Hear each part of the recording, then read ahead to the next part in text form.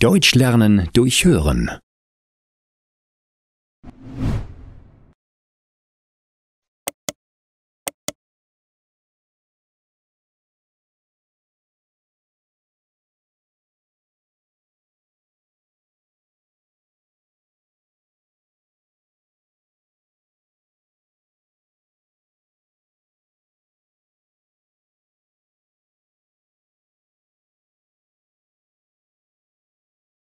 Patrick isst gern Schweinshaxe. Patrick und Fred fahren mit dem Zug nach München. Sie wollen zum Oktoberfest. Dort gibt es große Festzelte mit Musik, Bier und Essen. Patrick freut sich schon sehr. Er isst gerne Schweinshaxe. Das ist ein traditionelles Gericht.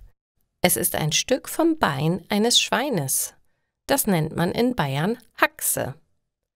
Es wird gebraten und mit Sauerkraut und Knödeln serviert. So gute Haxen bekommt man nur auf dem Oktoberfest, sagt Patrick. Fred schüttelt den Kopf. Meine Mutter kocht das 1000-mal besser. Aber Patrick träumt schon seit Wochen von diesem Essen.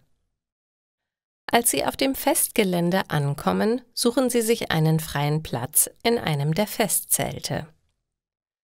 Patrick möchte jetzt ein Bier trinken. Bier wird hier in großen Gläsern serviert. Fred bestellt sich eine Cola. Er möchte nicht so schnell betrunken werden. Als die Kellnerin wieder vorbeikommt, bestellt Patrick seine geliebte Schweinshaxe. Die Kellnerin nickt und geht zum nächsten Tisch. Im Zelt ist es laut und voll. Hoffentlich kommt das Essen bald. Patrick kann es kaum erwarten. Fred hat sich eine Brezel genommen. Diese stehen in Körben auf den Tischen. Man bedient sich selbst und bezahlt sie dann später. Patrick hat sein erstes Bier bereits ausgetrunken, aber sein Essen ist immer noch nicht da.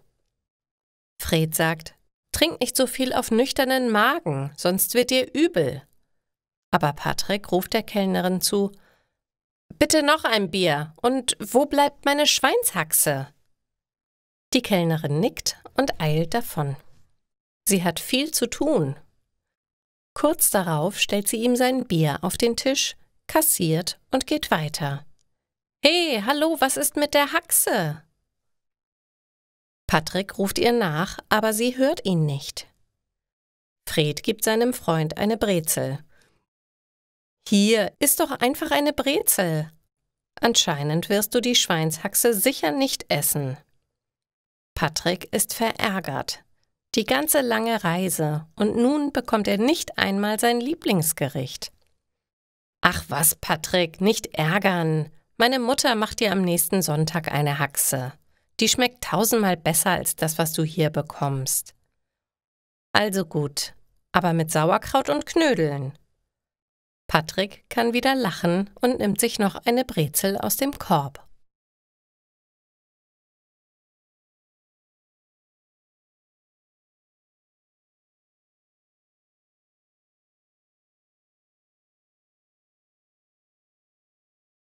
Wohnungsbesichtigung.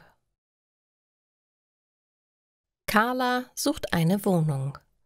Sie hat einen Termin zur Wohnungsbesichtigung. Die Wohnung liegt am Stadtrand. Es sind schon einige Menschen da. Sie wollen sich auch die Wohnung ansehen. Der Vermieter öffnet die Tür. Alle laufen in die kleine Wohnung. Es ist furchtbar eng. Carla schaut sich zuerst das Badezimmer an. Es ist winzig und hat kein Fenster. Aber die Fliesen sind schön, orange mit Blumenmuster. Carla mag die Farbe. Es gibt keine Dusche. Aber dafür ist das Waschbecken sehr groß. Und zu viel Duschen ist nicht gut für die Haut, sagt der Vermieter. Ein paar Leute verlassen die Wohnung bereits wieder. Heutzutage gehört eine Dusche zum Standard. Aber Carla will sich noch weiter umsehen. Sie geht in die Küche. Dort sieht sie einen großen alten Ofen. Hier können sie bequem mit Holz oder Kohle kochen. Sie sind also unabhängig von Strom oder Gas. Der Vermieter versucht, die Interessenten zu begeistern. Aber wieder gehen einige. Es sind nur noch 3 weitere Leute an der Wohnung interessiert. Im Wohnzimmer fehlt die Heizung. Carla fragt: Wie kann ich denn hier heizen? Der Vermieter zeigt auf ein schwarzes Rohr an der Wand. Sehen Sie, das kommt aus der Küche. Sie müssen dort nur den Ofen anheizen. Die Wärme kommt durch das Rohr bis ins Wohnzimmer. Die 3 anderen Personen schütteln die Köpfe. Sie verlassen die Wohnung. Carla ist jetzt alleine mit dem Vermieter. Sie will sich das letzte Zimmer noch anschauen. Sie bemerkt, dass im Schlafzimmer gar kein Rohr an der Wand ist. Wie heize ich denn das Schlafzimmer? Der Vermieter lächelt. Das ist ganz einfach.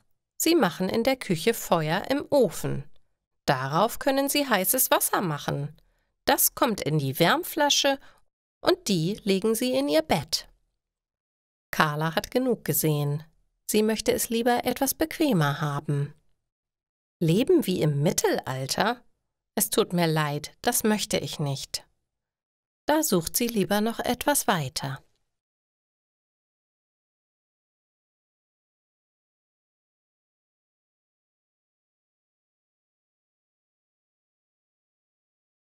Job als Kindergärtnerin.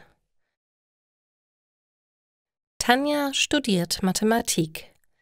In den Semesterferien möchte sie etwas Geld verdienen. In der Nähe ihrer Wohnung befindet sich ein Kindergarten. Dort hat sie einen Job als Aushilfe gefunden. Sie soll den Erzieherinnen helfen, die Kinder zu betreuen.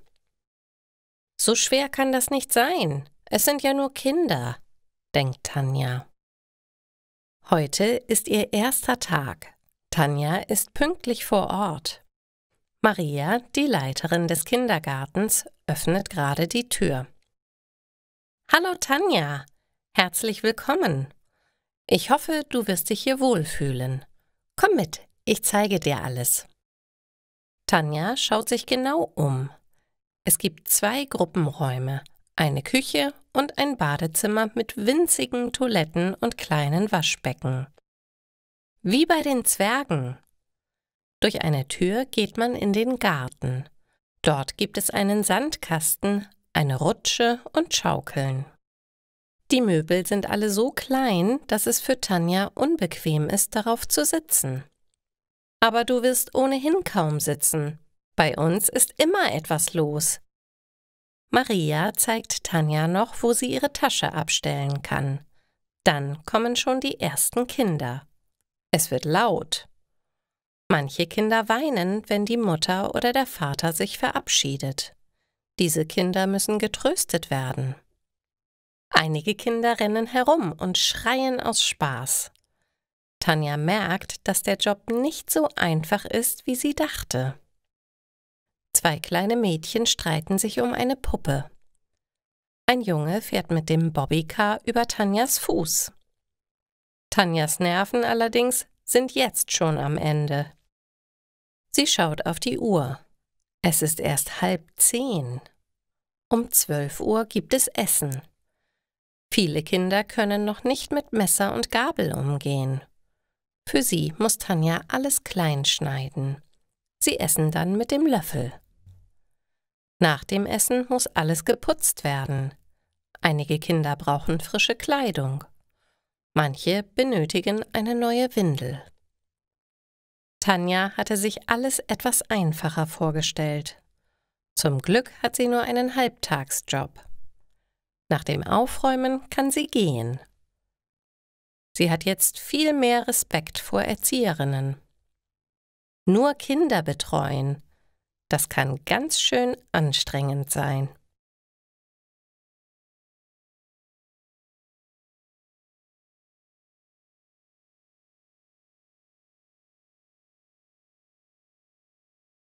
Mieterhöhung ablehnen. Laura kommt gerade von der Arbeit nach Hause. Sie schaut im Briefkasten nach ihrer Post. Heute gibt es nur einen einzigen Brief. Er ist von ihrem Vermieter. Laura öffnet ihn, während sie die Treppe hinaufgeht. Oha, das geht ja gar nicht. Laura schließt ihre Wohnungstür auf. Das geht wirklich nicht. So eine Unverschämtheit. Der Vermieter will die Miete um 150 € erhöhen. Ich muss meine Nachbarn fragen, ob sie auch eine Mieterhöhung bekommen haben. Laura klingelt bei Vera. Diese öffnet die Tür. Sag mal, Vera, hast du auch so einen Brief bekommen? Vera nickt. Ich soll 150 € mehr zahlen. Das ist viel zu viel. Da müsste ich Wohngeld beantragen. Laura stimmt ihr zu. Ich kann mir die Wohnung dann auch nicht mehr leisten. Wir müssen uns dagegen wehren. Laura und Vera treffen sich am Abend mit den anderen 4 Mietern in Lauras Wohnung. Sie beraten, was sie tun werden. Gemeinsam schreiben sie einen Brief an den Vermieter. Sehr geehrter Herr Meier, mit der Mieterhöhung sind wir alle nicht einverstanden. Das Haus ist schon sehr alt. Die Fenster sind undicht. Die Heizung funktioniert oft nicht. Wir alle wissen, dass das Leben teurer geworden ist. Aber 150 € Mieterhöhung sind viel zu viel. Wir wären alle bereit, 50 € mehr Miete zu zahlen. Eine höhere Summe lehnen wir ab. Freundliche Grüße, die Mietergemeinschaft aus der Schulstraße 33. Laura fragt, was ist, wenn Herr Meier unser Angebot nicht annimmt? Vera ist entschlossen. Dann nehmen wir uns einen Anwalt. Mein Bruder kennt einen sehr guten, der hat ihm schon oft geholfen. Man darf sich nicht immer alles gefallen lassen. Manchmal muss man für sein gutes Recht kämpfen. Erwin aus dem 1. Stock stimmt ihr zu. Wenn Herr Meier sieht, dass wir alle zusammenhalten, wird er schon zustimmen. Es wäre für ihn viel schlimmer, wenn wir alle ausziehen. Dann muss er sich 6 neue Mieter besorgen. Bei diesen alten Wohnungen ist das nicht so einfach. Er müsste sie alle erst renovieren. Das wird für ihn sehr teuer. Er wird unser Angebot sicher annehmen. Laura beruhigt sich wieder. Am nächsten Tag bekommt sie einen Anruf von Herrn Meier. Er nimmt ihr Angebot an. Aber im nächsten Jahr verhandeln wir weiter. Laura muss lachen. Gerne, wenn bis dahin die Fenster erneuert wurden und die Heizung repariert ist.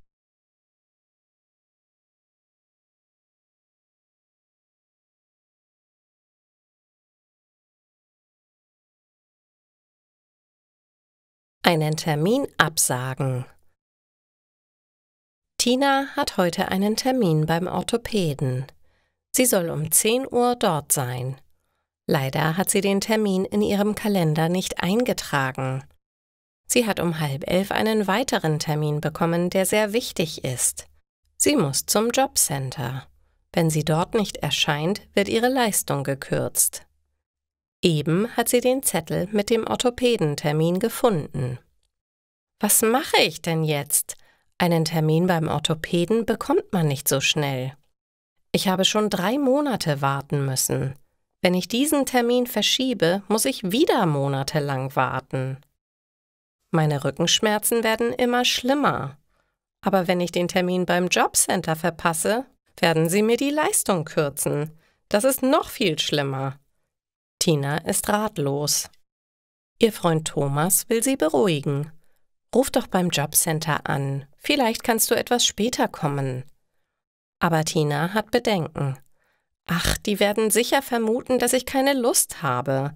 Die Sachbearbeiterin war neulich schon so streng mit mir. Da hatte ich ein Bewerbungsgespräch vergessen.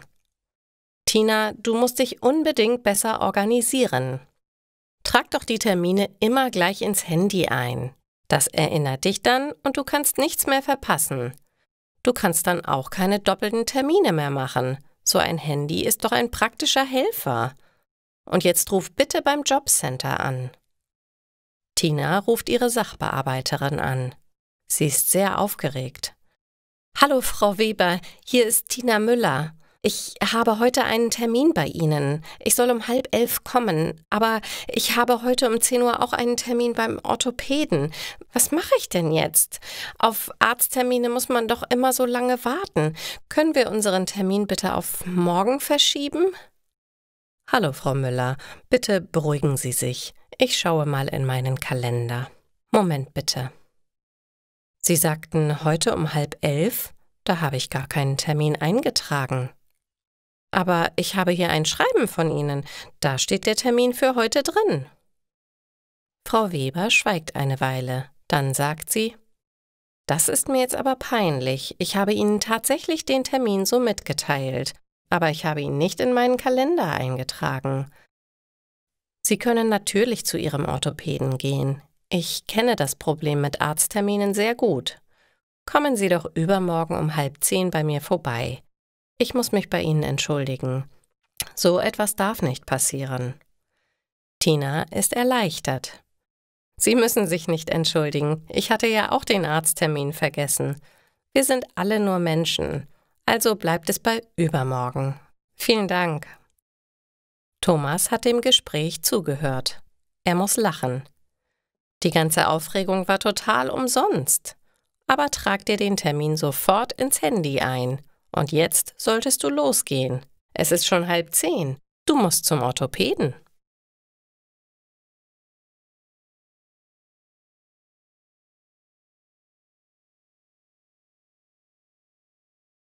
Dauercamper. Markus ist heute in der Stadt unterwegs. Er möchte in ein Café und dort an seiner Abschlussarbeit schreiben.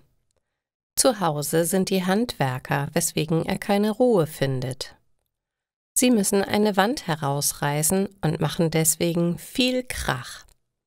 Im Café kann sich Markus besser konzentrieren. Im Café läuft alles sehr gut. Nachmittags macht er eine Pause und holt sich ein Stück Kuchen. Dabei kommt er mit einem älteren Pärchen ins Gespräch. Sie heißen Fritz und Dunja. Zufällig sitzen sie direkt neben Markus und unterhalten sich mit ihm. Wir sind Dauercamper, sagt Fritz. Dauercamper? Fragt Markus. Das Wort hat er noch nie gehört. Das heißt, wir haben einen Dauercampingplatz, auf dem unser Wohnmobil steht. Dort wohnen wir. Nur von November bis Februar leben wir bei meinen Eltern in einem Haus. Dann ist es auf dem Campingplatz zu kalt, erklärt Dunja. Also wohnt ihr statt in einem Haus oder einer Wohnung auf dem Campingplatz? Fragt Markus. Richtig. Wir können aber mit unserem Wohnmobil noch herumfahren. So haben wir unser Haus immer dabei. Manche anderen Dauercamper können das nicht. Sie haben ihr Wohnmobil festgebaut, sagt Fritz. Das klingt wirklich sehr spannend, sagt Markus. Die beiden Älteren lächeln und laden Markus fürs Wochenende auf ihren Campingplatz zum Grillen ein. Du kannst auch ruhig deinen Mitbewohner mitbringen, wenn du willst, sagt Dunja. Markus findet die Einladung sehr nett und sagt zu. Er verabschiedet sich von den beiden und geht nach Hause zurück. Dort erzählt er seinem Mitbewohner Alan von den beiden Dauercampern. Das klingt wirklich cool, sagt Alan. Sie haben auch gesagt, dass du mitkommen kannst. Möchtest du mit zum Grillen kommen? Fragt Markus. Ich habe am Wochenende noch nichts vor, also ja, sehr gerne. Und so brechen sie am Wochenende zu Dunja und Fritz auf.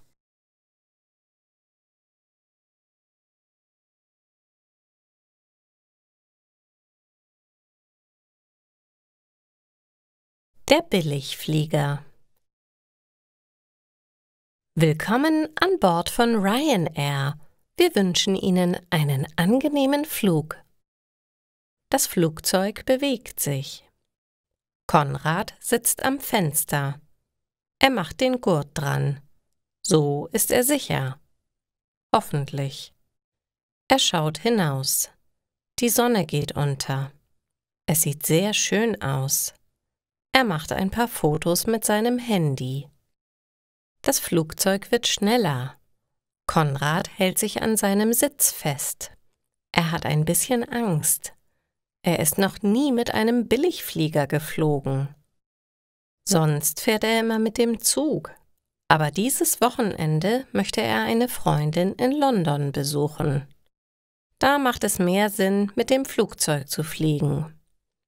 Mit dem Billigflieger ist es auch günstiger als mit dem Zug. Das Flugzeug fliegt jetzt.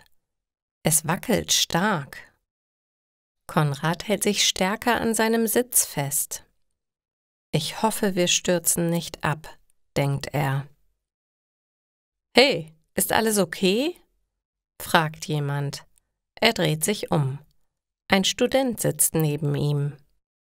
»Ja, danke, ich habe nur ein bisschen Angst«, antwortet Konrad. Das ist in kleinen Flugzeugen wie Billigfliegern oft so. Sie sind kleiner, deshalb wackeln sie mehr. Aber wenn wir über den Wolken sind, hört das Wackeln auf. Dann ist es sehr schön, sagt der Student. Konrad lächelt. Okay, danke. Da kommt eine Flugbegleiterin. Sie hat einen Wagen mit vielen Snacks und Getränken. Wollen Sie etwas zu trinken oder essen? Fragt sie. Konrad überlegt nicht lange. Ja, gern, eine Cola bitte und M&Ms. Das sind dann 9 € bitte. Konrad ist überrascht. Er wusste nicht, dass das Essen im Billigflieger so teuer ist. Er gibt ihr 9 €. Der Student lacht. Du siehst aber überrascht aus. Konrad sagt, ja, das war sehr teuer. Essen ist auch im Billigflieger teuer, antwortet der Student. Konrad muss jetzt auch lachen. Er gibt dem Studenten ein paar M&Ms und sie quatschen. Schau mal, jetzt sind wir über den Wolken, sagt der Student. Konrad guckt aus dem Fenster. Stimmt. Wow, das sieht aber sehr schön aus, sagt Konrad. Der Himmel ist rot, orange und blau. Die Wolken sind weiß. Konrad hat seine Angst vergessen. Nächstes Mal fliegt er sicher wieder mit einem Billigflieger. Aber er nimmt seine eigenen Snacks mit.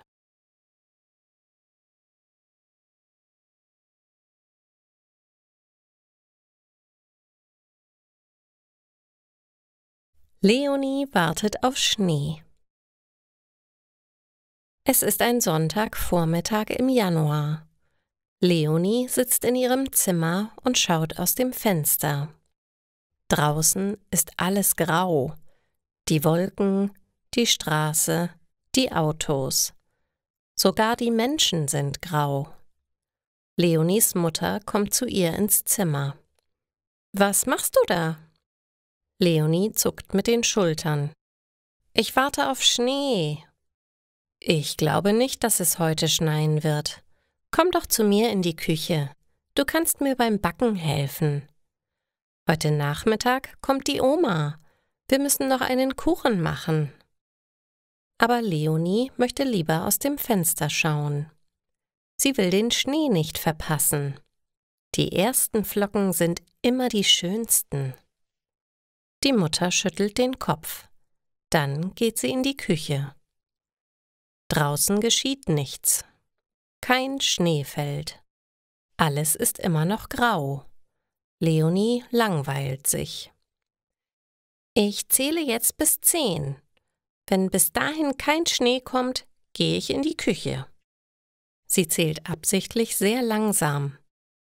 1, 2, 3. Wann kommt der Schnee herbei? 4, 5, 6, 7. Wo ist nur der Schnee geblieben? 8, 9, 10. Ich werde heute keinen Schnee mehr sehen. Traurig geht sie zur Mutter in die Küche.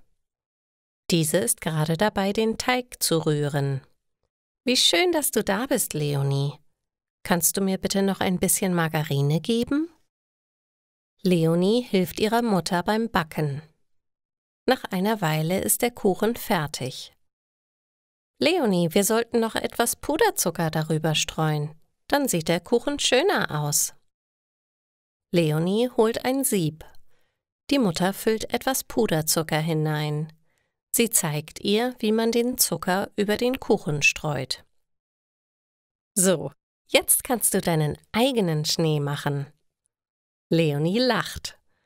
Sie verteilt den Puderzucker reichlich auf dem Kuchen. Einiges geht natürlich auch daneben. Dann schaut sie zufällig aus dem Küchenfenster. »Mama, es schneit! Ich muss sofort nach draußen gehen!« Die Mutter nickt. »Aber erst musst du mir mit dem Aufräumen helfen. Die Küche sieht aus, als hätte hier drin ein Schneesturm getobt.«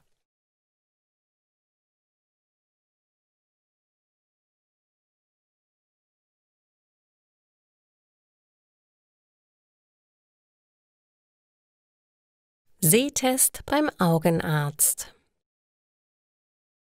Leonie ist 8 Jahre alt. Sie geht in die 2. Klasse. Die Lehrerin merkt, dass Leonie nicht gut lesen kann. Sie ruft Leonies Mutter an. »Frau Schwarz, ich glaube, dass Leonie eine Brille braucht. Sie hat Schwierigkeiten mit dem Lesen.« Frau Schwarz vereinbart einen Termin beim Augenarzt. Leonie will keine Brille haben. »Das sieht ganz bestimmt komisch aus. Alle werden mich auslachen.« Aber die Mutter sieht das anders. »Du musst gut sehen können. Eine Brille ist doch nichts Schlimmes. Es gibt heutzutage sehr schöne Brillen für Kinder. Lass uns erst mal hören, was der Augenarzt sagt.« Der Augenarzt ist ein netter, älterer Mann. Leonie soll sich auf einen Stuhl setzen. Der Arzt schaut mit einer Lampe in ihre Augen. »Die Augen sehen gesund aus. Jetzt wollen wir einmal kontrollieren, wie gut du lesen kannst.« Der Arzt schiebt ein Gerät vor Leonies Gesicht. Durch dieses Gerät soll Leonie schauen. Er zeigt auf eine Tafel an der Wand. Sie ist voller Buchstaben und Zahlen. Die oberste Reihe ist sehr groß geschrieben. Die Zeichen werden in jeder Reihe etwas kleiner. Leonie liest die ersten 3 Reihen ohne Fehler. Aber in der 4. Reihe wird sie unsicher. Sie kann das B nicht vom D unterscheiden. Der Arzt ändert etwas an dem Gerät, durch das Leonie schauen muss. Jetzt kann sie die Zeichen besser erkennen. Es dauert eine Weile, bis Leonie auch die unterste Reihe mit den winzigen Buchstaben lesen kann. »Leonie, du bist kurzsichtig. Du brauchst eine Brille.« Er gibt der Mutter ein Rezept. »Bitte gehen Sie damit zum Optiker.« Leonie ist traurig. Die Mutter tröstet sie. »Ach, komm schon. Es gibt so viele Menschen, die eine Brille tragen. Deine Freundin Elsa hat doch auch eine. Vielleicht finden wir eine, die ähnlich ist. Dann könnt ihr im Partnerlook gehen.« Leonie nickt. »Aber dann muss Elsa mitkommen, wenn wir die Brille aussuchen. Und hinterher müssen wir ein Eis essen gehen.«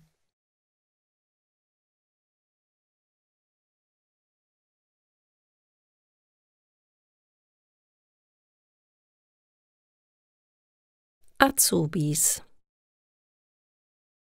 Leonie und ihre Mutter sind beim Optiker. Leonie braucht eine Brille. Ihre Freundin Elsa ist auch dabei. Leonie möchte eigentlich gar keine Brille haben. Aber wenn es unbedingt sein muss, dann soll sie so ähnlich sein wie die von Elsa. Die Kinderbrillen sind auf der rechten Seite des Geschäftes. »Wir wollen erst einmal in Ruhe schauen«, sagt die Mutter zu einer jungen Frau. Diese nickt. »Das ist gut. Ich darf Ihnen sowieso nur die Modelle zeigen. Ich bin noch in der Ausbildung. Den Rest macht nachher mein Chef.« Die Mädchen schauen sich die Kinderbrillen genau an. Leonie probiert verschiedene Brillen aus. Es ist keine dabei, die ihr gefällt. Es gibt auch keine, die Elsas Brille ähnlich ist. »Das ist alles doof hier!« Die Mutter versucht, Leonie zu trösten. »Schau doch mal diese hier, die ist doch schön.« Aber Leonie hat keine Lust mehr. Sie möchte einfach keine Brille haben. Die junge Frau kommt etwas näher. »Darf ich dir noch etwas anderes zeigen? Wir haben noch spezielle Brillen für Kinder, die alles doof finden.« Dabei lächelt sie. Leonie wird neugierig. »Ja, bitte.« Die Frau zeigt auf ein Regal. Hier sind bunte Schwimmbrillen. »Schau mal, damit wirst du garantiert auffallen. Sie sind wasserfest. Du kannst damit sogar tauchen.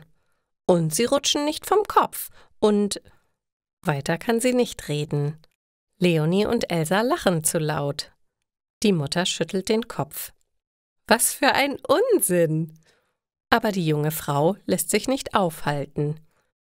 Sie lobt weiter die Schwimmbrillen. Die Kinder amüsieren sich sehr. Plötzlich taucht der Optiker auf. »Was ist denn hier los?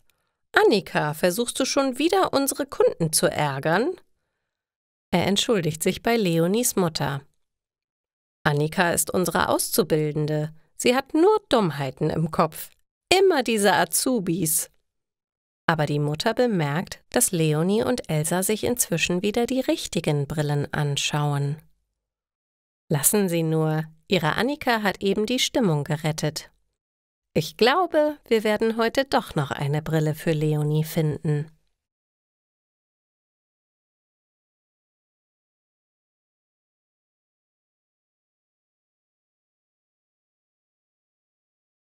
Das Sonderangebot. Thorsten sitzt am Frühstückstisch und blättert durch die Zeitung. Es ist Montag und er hat heute Urlaub. Deswegen startet er seinen Tag ganz gemütlich und trinkt in aller Ruhe eine zweite Tasse Kaffee. In der Zeitung steht jedoch nichts Interessantes und deswegen greift er zu der Werbung. Auf der Titelseite des Elektronikmarkts steht groß das Wort Sonderangebote. Neugierig schlägt Thorsten die Werbung auf. Er ist schon länger auf der Suche nach einem neuen Fernseher. Der Fernseher, den er jetzt hat, ist sehr klein und geht manchmal nicht an. »Vielleicht finde ich ja ein gutes Angebot«, sagt Thorsten zu sich selbst. Er blättert durch die Werbung und staunt nicht schlecht, als er einen Fernseher sieht. Er ist fast um die Hälfte reduziert. Das ist ja wirklich ein Sonderangebot. Thorsten beschließt, direkt zum Elektronikmarkt zu fahren. Das Geld für einen neuen Fernseher hat er gespart. Und jetzt ist er sogar günstiger als erwartet. Im Elektronikmarkt ist es sehr voll. Viele Menschen nutzen die guten Angebote und wollen sich etwas Neues kaufen. Zum Glück bekommt Thorsten noch seinen neuen Fernseher. Er bezahlt ihn und fährt damit nach Hause. Dort baut er das Gerät direkt auf. Den alten Fernseher stellt er auf den Dachboden. Vielleicht braucht er ihn noch einmal.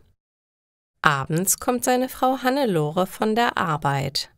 Sie sieht den neuen Fernseher. »Hast du dir den heute gekauft?« fragt sie. Thorsten nickt. Das war sogar ein Sonderangebot.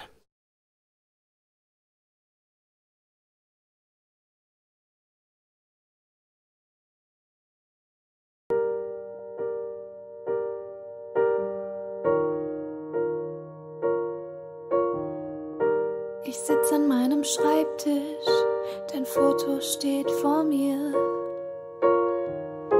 Ich denk an all die Jahre, die ich so glücklich war mit dir.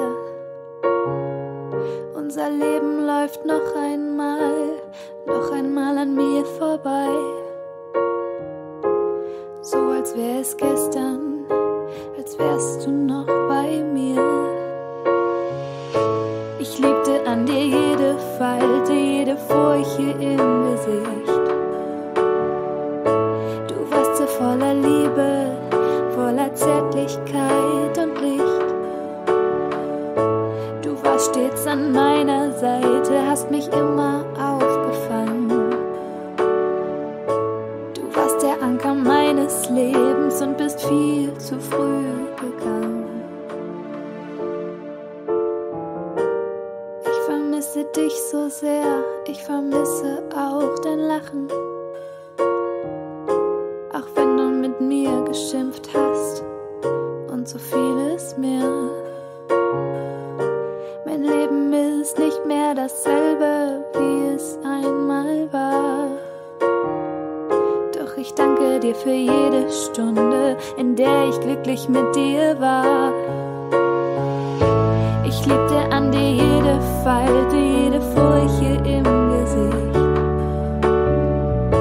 Du warst so voller Liebe, voller Zärtlichkeit und Licht. Du warst stets an meiner Seite, hast mich immer aufgefangen. Du warst der Anker meines Lebens und bist viel zu früh gegangen. Und bevor ich schlafen gehe, stehe ich am Fenster und schau nach oben. Sag dir liebevoll Gut Nacht, dann hör ich dein Lachen und deine Worte. Du, gib bitte auf dich Acht, unsere Liebe, sie wird immer sein. Übersteht Raum und Zeit, denn sie ist unendlich bis in die Ewigkeit. Ich liebte an dir jede Falte, jede Furche im Gesicht. Du warst so voller Liebe, voller Zärtlichkeit und Licht. Du warst stets an meiner Seite, hast mich immer aufgefangen. Du warst der Anker meines Lebens und bist viel zu früh gegangen.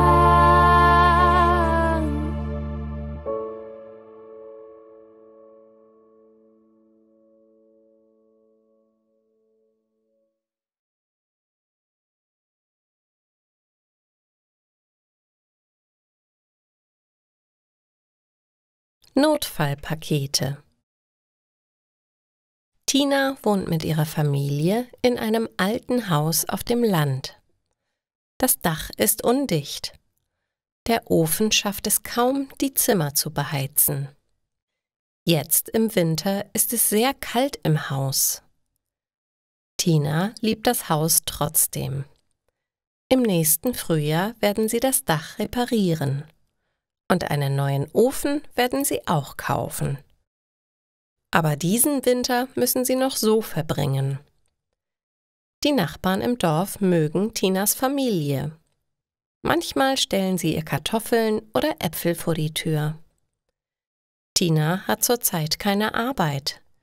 Ihre Kinder gehen noch zur Schule.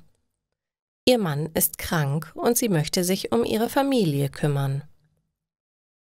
Es ist Samstag. Die Kinder haben frei und sitzen im Wohnzimmer. Sie haben es sich auf dem Sofa gemütlich gemacht. Es ist kalt im Zimmer. Deswegen haben sie eine warme Decke bekommen. Tina steht am Ofen und macht Milch heiß. Die Milch hat sie von einem Bauern in der Nachbarschaft geschenkt bekommen. Jedes der beiden Kinder bekommt einen großen Becher heißen Kakao. Plötzlich klingelt es. Die Post ist da. Tina bekommt ein großes Paket. Es ist von ihrem guten Freund Hans. »Was ist drin, Mama?« fragt David. »Keine Ahnung. Auf jeden Fall ist es sehr schwer. Wir werden es öffnen.« Tina legt das Paket auf den großen Tisch. Dann holt sie eine Schere aus der Schublade und öffnet vorsichtig die Verpackung. Und jetzt muss sie fast weinen. Hans hat ihr ein Notfallpaket geschickt.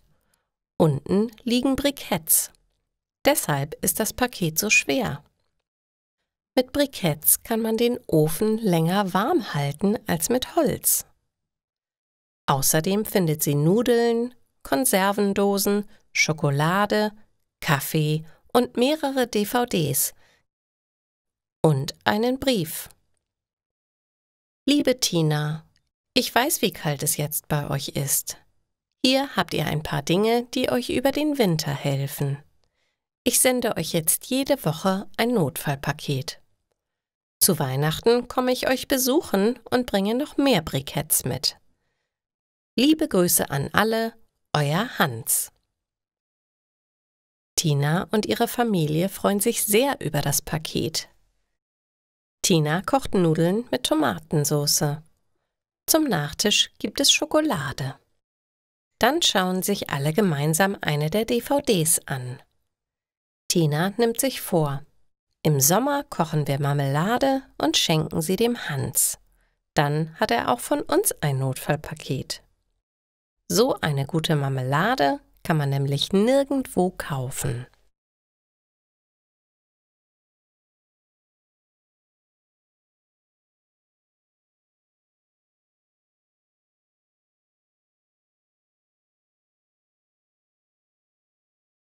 Deutsche stehen gern früh auf.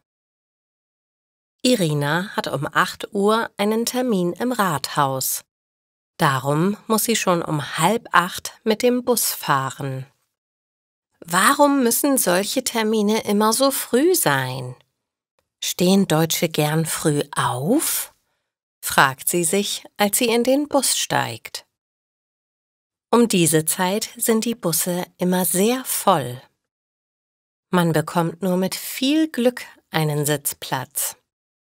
Darum bleibt Irina stehen und wartet auf ihre Haltestelle. Sie ist nicht die Einzige, die am Rathaus aus dem Bus steigen möchte. Auch eine andere Frau steigt dort aus. Auch ihr Weg führt ins Rathaus. Zusammen mit Irina geht sie die Treppe hinauf in den 1. Stock. Die Frau geht zum Zimmer mit der Nummer 3. Auf dem Schild neben der Tür steht Frau Harms. Das ist doch das Zimmer, wo Irinas Termin sein soll. Hat die Frau aus dem Bus etwa auch einen Termin bei Frau Harms? Hat Frau Harms die andere Frau und Irina zur gleichen Zeit eingeladen? Oder hat Irina den Tag verwechselt? Ist ihr Termin erst morgen? Sie schaut noch einmal auf den Brief, wo alle Informationen über den Termin stehen. Das Datum stimmt. Irina schaut wieder zu der Frau. Sie schließt gerade die Tür zum Büro von Frau Harms auf. »Oh, guten Morgen«, sagt sie zu Irina. »Sie sind wohl mein 8-Uhr-Termin.« Irina versteht erst nicht, was die Frau meint. Doch dann stellt sie sich mit Harms vor. Sie schüttelt Irina die Hand, bevor sie lächelnd sagt: »Ich habe heute Morgen verschlafen. Ich bin eigentlich eher ein Langschläfer. Sie auch?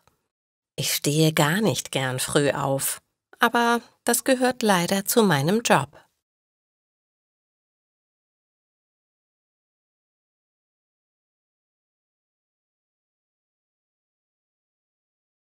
Das Leben einer 18-Jährigen. »Mathilda, es ist schon 7 Uhr. Du musst aufstehen, sonst kommst du zu spät.« Es ist Mathildas Mutter. »Scheiße!« Mathilda steht schnell auf. Oh nein, wenn sie zu spät in die Schule kommt, bekommt sie Ärger von ihrem Mathelehrer. Mathilda freut sich sehr, wenn sie nicht mehr in die Schule gehen muss. Nur noch 2 Monate. Dann ist sie für immer frei. Sie zieht sich schnell an. Eine zerrissene Jeans und ein bauchfreies Top. Dann tuscht sie ihre Wimpern. Sie bindet ihre Haare zu einem Pferdeschwanz zusammen. So, Mathilda rennt zu ihrem Bus. Gerade noch geschafft. Sie setzt sich neben ihre Freundin Carla. »Hast du schon wieder verschlafen?« fragt Carla. Sie lacht. Mathilda seufzt. Ja, ich hasse es, um 6:30 Uhr aufzustehen. Das ist zu früh für mich. Ja, ich verstehe. Ich freue mich, wenn ich in die Universität gehe. Dann kann ich immer bis 11 Uhr schlafen. Carla fragt, echt? Woher weißt du das? Mein Bruder geht in die Uni. Er kann immer ausschlafen, sagt Mathilda. Dann freue ich mich auch auf die Uni. Die Freundinnen lachen. Heute ist Freitag. Zum Glück. Auf das Wochenende freut sich Mathilda immer. Klar, sie muss für die Abiturprüfung lernen. Aber am Wochenende kann sie lange schlafen und mit Freunden etwas unternehmen. Das macht sie sehr glücklich. Aber vor dem Feierabend muss Mathilda noch eine Sache machen: jobben. Sie fährt um 15 Uhr direkt mit dem Bus in das Café Jasmin. Mathilda ist hier Kellnerin. Bis 18 Uhr arbeitet sie in dem Café und bringt den Gästen Kaffee und Kuchen. Ihr macht die Arbeit viel Spaß. Die Chefin Thalia ist sehr nett und die Mitarbeiter sind auch cool. Nach der Arbeit hat Mathilda immer Hunger. Aber zu Hause gibt es Abendessen. Leckere Lasagne von Mama. Die findet Mathilda immer besonders gut. Wie war's in der Schule? Fragt Mama. Ja, es war okay. Wir haben wieder voll viele Hausaufgaben bekommen. Und für die mündliche Abiturprüfung muss ich auch noch viel lernen, sagt Mathilda. Ach ja, aber bald hast du es geschafft. Stimmt. Und hast du dir schon im Internet angeschaut, welche Universitäten du interessant findest? Mathilda nickt. Ja, ein bisschen. Ich möchte etwas mit Kunst machen, aber ich weiß noch nicht genau was. Und in welche Stadt ich gern möchte, weiß ich auch noch nicht. Mama lächelt. Das kommt alles mit der Zeit. Da bin ich aber sehr traurig, wenn du gehst. Ich auch. Ich werde dich vermissen. Aber ich freue mich auch auf die Uni, sagt Mathilda. Nach dem Abendessen ruft Carla an. Hey, willst du mit in den Club gehen? Mathilda sagt sofort, klar. Sie macht sich schnell fertig. Am Freitagabend geht sie oft mit ihren Freunden in die Stadt. Seit 3 Wochen ist sie 18 Jahre alt und darf endlich auch in den Club gehen. Es macht ihr viel Spaß, mit ihren Freunden zu tanzen. Mama, ich gehe aus. Alles klar, Schatz, aber pass auf dich auf und schreibe mir, wenn du wieder zurückkommst, ruft Mama. Ja. Mathilda lächelt. Eigentlich ist ihr Leben gerade doch perfekt.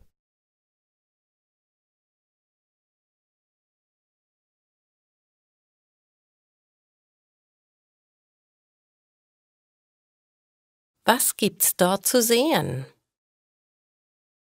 Es liegt Schnee, aber die Sonne scheint. Emma möchte einen Spaziergang machen. Sie hat ihre Tochter warm angezogen und in den Kinderwagen gelegt. Das Baby schläft schon nach ein paar Minuten ein. Emma ist froh darüber. Babys können so anstrengend sein. Langsam geht sie mit dem Kinderwagen in Richtung Park. Es tut gut, aus dem Haus zu kommen. In den letzten Tagen war das Wetter so schlecht, dass sie keinen Spaziergang machen konnte. Als Emma an eine Brücke kommt, bleibt sie stehen. Dort stehen mehrere Menschen.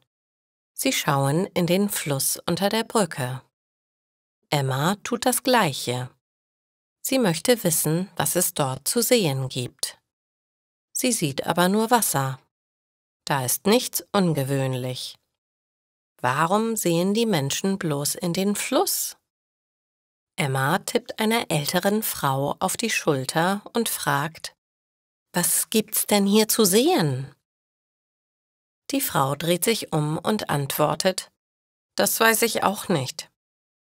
Die ältere Frau fragt einen Mann, der näher am Wasser steht. Sie fragt ihn, was es zu sehen gibt. Er weiß es aber auch nicht. Er fragt einen Mann in einer roten Winterjacke. Der Mann in der roten Winterjacke antwortet: »Sehen Sie es denn nicht? Dort drüben!« Er zeigt auf eine Stelle im Wasser. Da ist aber nichts. Jedenfalls kann Emma nichts erkennen. »Ich sehe nichts«, sagt die ältere Frau. »Da gibt es ja auch nichts zu sehen«, erwidert eine andere Frau. »Ich wollte nur sehen, ob es Fische im Fluss gibt. Dann sind immer mehr Leute stehen geblieben. Seit Minuten stehen die Leute hier. Keiner hat gefragt, was es zu sehen gibt.« Emma findet das lustig. Menschen machen manchmal komische Dinge.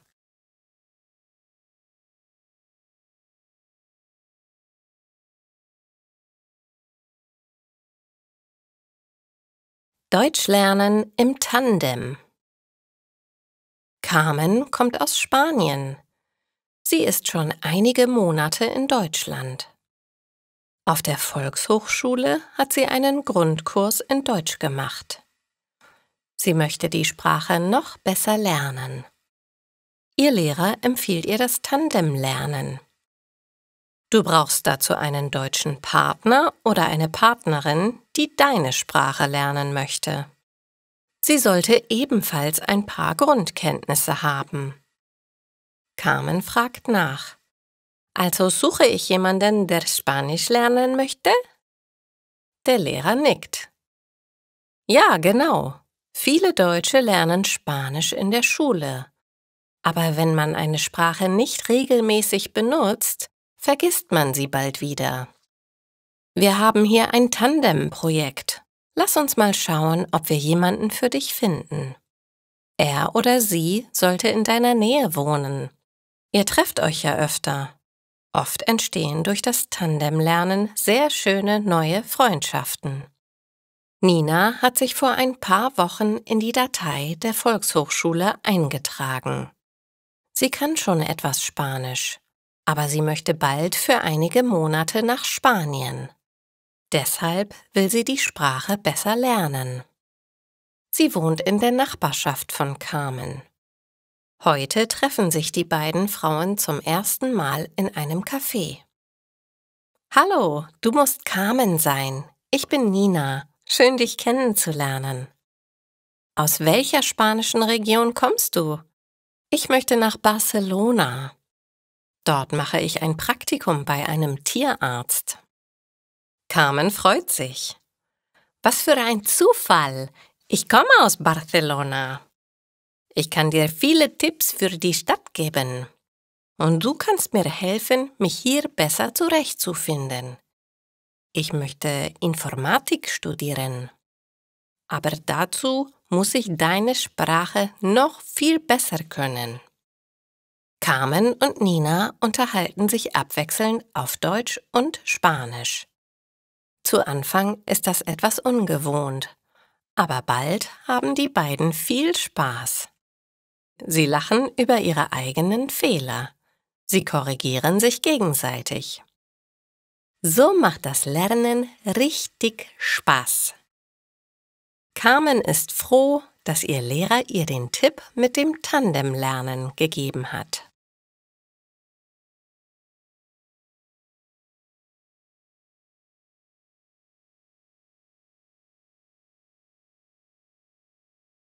Jemandem auf der Zunge liegen. Ihr habt bestimmt diese Sätze schon sehr oft gehört. Wie hieß der nochmal? Oder wie nennt man das gleich? Jemand möchte euch etwas sagen, kann sich aber nicht richtig ausdrücken, weil er es vergessen hat. Leonie war gestern im Kino und hat einen guten Film gesehen. Diesen Film will sie ihrem Freund weiterempfehlen. Er fragt sie, wer spielt denn die Hauptrolle?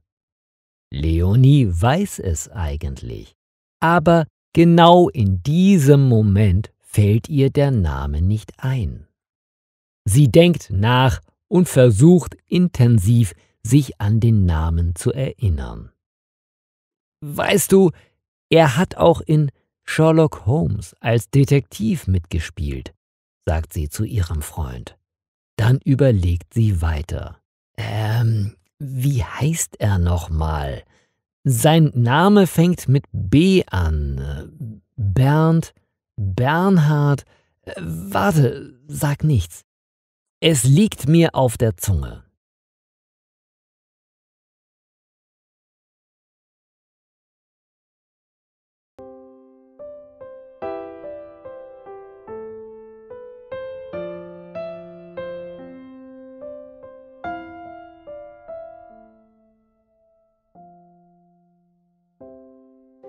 Die Sterne leuchten hell und der Himmel ist so dunkel. Schau, wie sensationell die Sterne heute funkeln. Denn wenn ich bei dir bin, wird mir ganz heiß. Ich sehe Regenbögen und fühle Sonnenschein. Die eine Sache, die ich ganz sicher weiß: Ich will für immer bei dir sein. Ich liege in deinen Armen und du hältst mich fest. Du flüsterst meinen Namen. Ich will, dass du mich nie verlässt.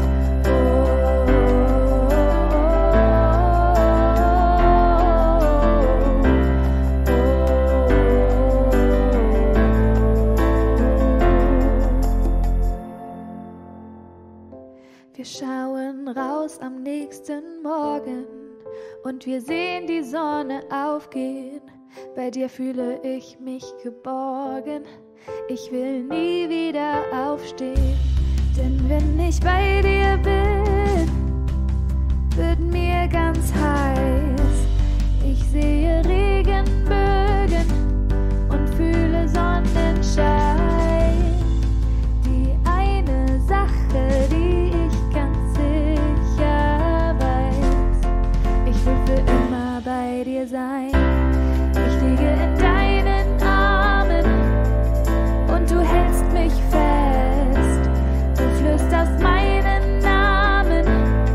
Ich will, dass du mich nie verlässt.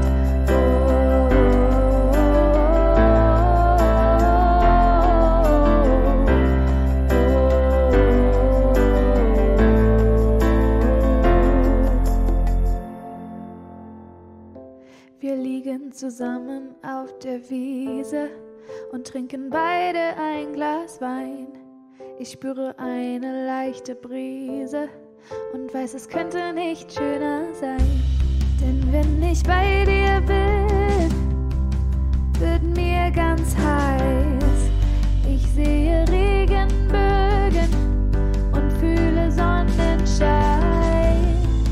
Die eine Sache, die ich ganz sicher weiß: Ich will für immer bei dir sein.